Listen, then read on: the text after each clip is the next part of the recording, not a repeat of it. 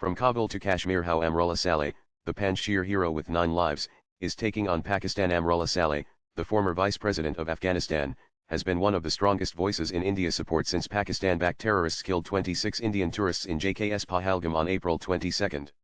His backing of India following Operation Sindoor aligns with his long-standing views. He has been a steadfast critic of the Taliban, which overran and took control of Afghanistan in 2021, and Pakistan's meddling in Afghan affairs, including Islamabad's support to the Taliban. Saleh's long-stated advocacy for India's role in countering terrorism and his criticism of Pakistan's policies provide a broader geopolitical context to the current situation. Nanan Saleh, who has served as Afghanistan's spy chief and interior minister, became the country's first vice president in 2020, under President Ashraf Ghani.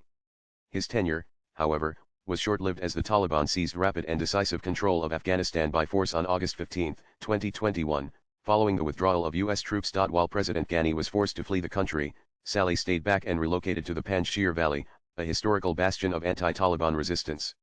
He declared himself the caretaker president, citing the Afghan constitution, and formed the National Resistance Front (NRF) with Ahmed Massoud to oppose Taliban rule. His claim to presidency, however, lacks global recognition. Despite the resistance, the Taliban captured Panjshir in early September 2021. As per reports, Saleh had to flee to Tajikistan. He is an ethnic Tajik, but continues to support the NRF in exile. Throughout his career as a spy chief and a politician, Saleh has survived so many assassination attempts that in global circles he is known as having 9 lives. Nanan Amrullah Saleh remains a crucial figure in the Indian subcontinent's geopolitics due to his unwavering opposition to the Taliban and his consistent criticism of Pakistan's involvement in fostering cross-border terrorism. As a former Afghan intelligence chief and vice president, Saleh has deep insight into regional security dynamics, militancy, and political influence. His close ties with India, rooted in years of strategic cooperation during the anti-Taliban resistance, position him as a natural ally to New Delhi in its regional security calculus. In exile, his voice continues to resonate in international circles, advocating for democratic resilience in Afghanistan and pushing back against Pakistan's military intelligence complex. With the intensifying India-Pakistan rivalry, Saleh's support for India following Operation Sindoor reinforces his role as a symbolic yet strategically significant player in South Asia's evolving geopolitical landscape.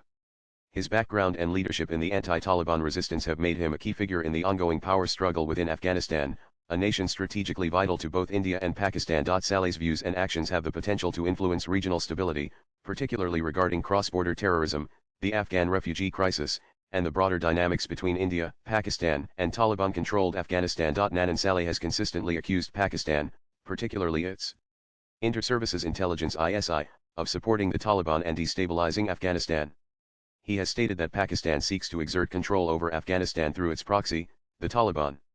In a 2010 briefing to then U.S. President Barack Obama, Saleh had emphasized that the Pakistanis believe the West has lost in Afghanistan and are exploiting divisions among Western allies. He has also criticized Pakistan's role in harboring terrorist leaders, including Osama bin Laden, and has urged the international community to hold Pakistan accountable for its actions in the region. Given his staunch opposition to Pakistan, Saleh's support for India in the context of Operation Sindoor aligns with his historical stance. His backing bolsters India's position in the region and highlights the shared concerns of both nations regarding terrorism and regional stability. Nanan Saleh was among the first regional leaders to condemn the Pahalgam terror attack and link it to Pakistan. It appears that the neighboring GHQ, seeking publicity and media attention, resorted to the worst way to get it, he had said on April 23, the day after the attack. I strongly condemn the terrorist attack in Pahalgam, Kashmir, India.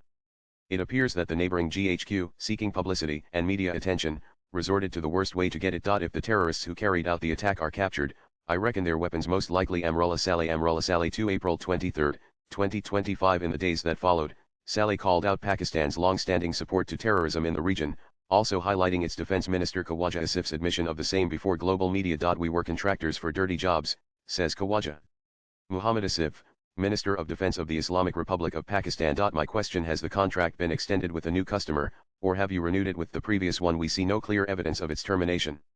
https://hy5xw7tqvf Amrullah Saleh 2 April 26, 2025. In a pointed comparison between India's Operation Sindoor and Pakistan's Operation Bunyan-ul-Marsus, Saleh highlighted several strategic firsts in India's approach. He said India has showed newfound confidence and sovereignty, bypassing the UN Security Council, treating terrorist actors and their state sponsors particularly within Pakistan as a single entity. He also pointed out that Pakistan had to seek IMF assistance amid the tensions, underscoring its inability to sustain prolonged conflict. Operation Sindoor versus Operation Bunyan ul Marsus. Some of the first zone realizing the stalemated status or irrelevance of the UNSC, India didn't seek to request sympathy. From the 5 of the 1945. Operation Sindoor clearly demonstrated a strong sense of self-confidence and Amrullah Saleh 2 May 10, 2025. Swipe left for next video. In his latest post, Saleh said the April 22 attack tested India's restraint, provoking a robust response that shattered the illusion of Pakistan's military invulnerability, including strikes near Rawalpindi. He added that India's religious scholars issued their own fatwa, breaking Pakistan's monopoly on Islamic religious narratives. In contrast, Operation Bunyan ul Marsus, Saleh said, appeared largely performative, with no visible impact, and the ceasefire seemed to prevent further escalation on Pakistan's side. Latest blogs.